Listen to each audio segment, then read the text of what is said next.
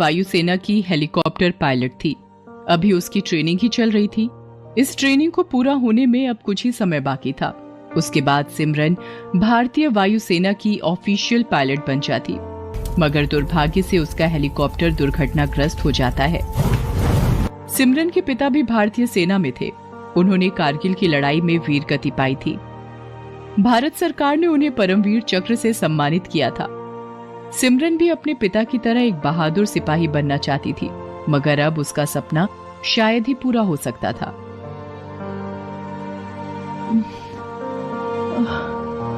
मैं कहाँ हूँ?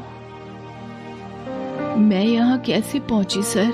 सिमरन माय सन, हिम्मत से काम लो। तुम एक बहादुर पिता की संतान हो।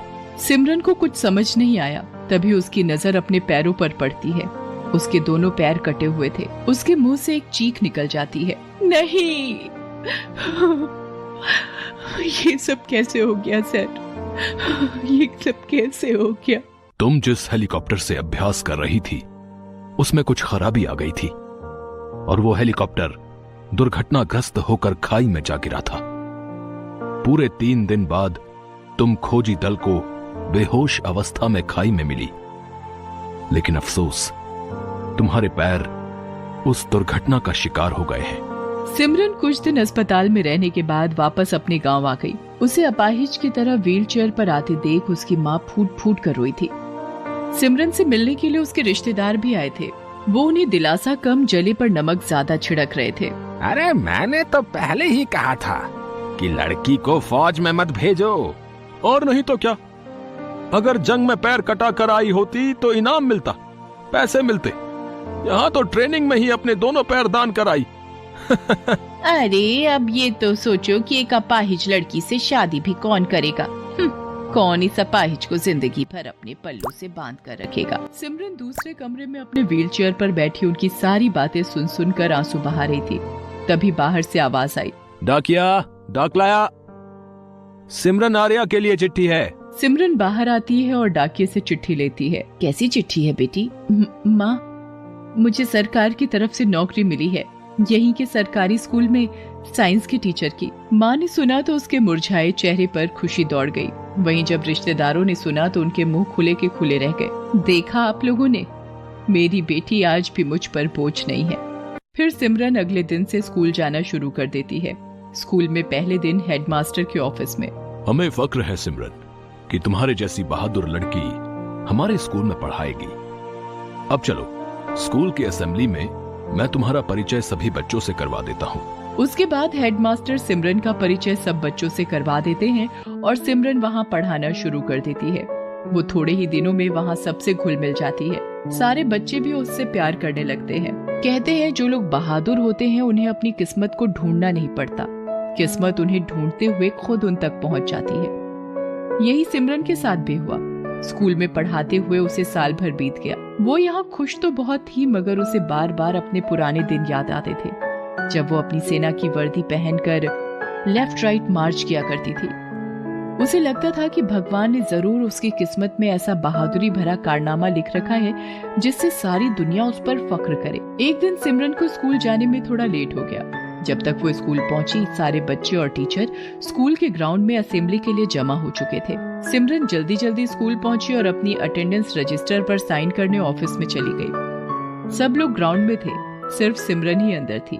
तभी अचानक से स्कूल की दीवार को तोड़ते हुए एक जीप अंदर घुसी। उस जीप से 3 आतंकवादी कूदकर बाहर आए। अगर जिंदा रहना चाहते हो तो जैसा हम कहते हैं वैसा ही करो। क्यों मास्टर, सारे लोग यही है ना? चल, इन सबको लेकर एक कमरे में चल, नहीं तो यहाँ इतनी लाशें बिछा देंगे कि उन्हें उठाते उठाते तुम्हारी कमर टूट जाएगी। हेडमास्टर उन्हें स्कूल के हॉल में लेकर जाते हैं। आतंकवादी सभी बच्चों और टीचरों को उसी हॉल में बंदी बना लेते हैं। तभी बाहर से आवाज आती है, पुलिस ने तुम्हें चारों तरफ से घेर लिया है। अगर जिंदा रहना चाहते हो तो अपने आप को हमारे हवाले कर दो। अब तुम बचकर नहीं जा सकते, इसलिए कोई गलती मत करना। गलती तो तुम मत करना, वरना यहाँ से एक एक बच्चे की लाश भेजना शुरू कर देंगे। अपने आदमियों को बोल दो कि हथियार फेंक दे और अपनी सरकार से बात करके हमारी मांगे पूरी करवा। क्या मांगे हैं तुम्हारी? सबसे पहले हमारे 4 गिरफ्तार साथियों को छोड़ दिया जाए। इसके साथ साथ हमें 500 करोड़ रुपए और यहां से भागने के लिए एक हेलीकॉप्टर चाहिए। यह सब तुझे 2 घंटे के अंदर करना है। अगर 2 घंटे से ज्यादा समय लगा तो हर आधे घंटे बाद हम तुझे एक बच्चे की लाश का तोहफा भेजेंगे। बच्चों को कुछ मत करना, मैं सरकार से बात करता हूँ। स्कूल के अंदर हॉल में सारे बच्चे और हेडमास्टर सहमे हुए थे। तुम यहाँ से भाग कर नहीं जा सकते। अरे हम भाग कर नहीं, तेरी सरकार के हेलीकॉप्टर में दामाद की तरह जाएंगे, समझा? इधर ऑफिस में सिमरन का दिमाग तेजी से चल रहा था। जिस बहादुरी के वो सपने देखती थी अब उसे दिखाने का समय आ गया था। वो जल्दी से जाकर घंटी बजाने वाला लोहे का हथौड़ा उठा लाती है। तीनों आतंकवादी हॉल में थे, तभी उन्हें कुछ खटके की आवाज सुनाई देती है। नंबर 2, जाकर देखो कहीं पुलिस अंदर घुसने की कोशिश तो नहीं कर रही। नंबर 2 भागकर बाहर जाता है। उसे बाथरूम से आवाज आती है। वो बाथरूम में बाहर झांक कर देखता है, तभी उसके सिर पर सिमरन हथौड़े से भरपूर वार करती है। वो आतंकवादी वहीं बेहोश होकर गिर पड़ता है। सिमरन लपक कर उसकी बंदूक उठा लेती है। तभी वहां दूसरा आतंकवादी आ जाता है। सिमरन के हाथ में बंदूक देखकर वो उसे मारने के लिए अपनी बंदूक सीधी करता है। तब तक सिमरन उसके पैरों पर फायर कर देती है। उसके पैरों में गोली लगती है और वो वहीं गिर जाता है। उसकी बंदूक भी छिटक कर दूर जा गिरती है। अब सिर्फ एक आतंकवादी बचा था।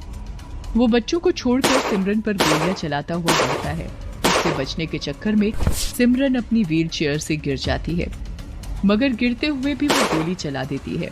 गोली आतंकवादी के कंधे को चीरती हुई निकल जाती है और वो वहीं ढेर हो जाता है। सारे बच्चे खुशी से शोर मचाते हुए बाहर निकलते हैं। फिर हेडमास्टर सर दूसरे टीचरों की मदद से सिमरन को व्हीलचेयर पर बिठा देते हैं और बेहोश आतंकवादियों को बांधकर पुलिस के हवाले कर दिया जाता है। आतंकवादियों ने पुलिस को 2 घंटे का समय दिया था। अकेली सिमरन ने 15 मिनट में उन्हें धूल चटा दी। सिमरन की इस बहादुरी पर सरकार की ओर से 26 जनवरी को राष्ट्रपति के हाथों वीरता पुरस्कार देने की घोषणा हुई।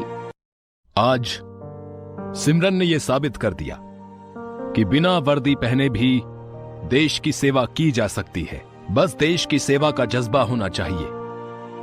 हिंदुस्तान को नाज है अपनी इस बेटी पर।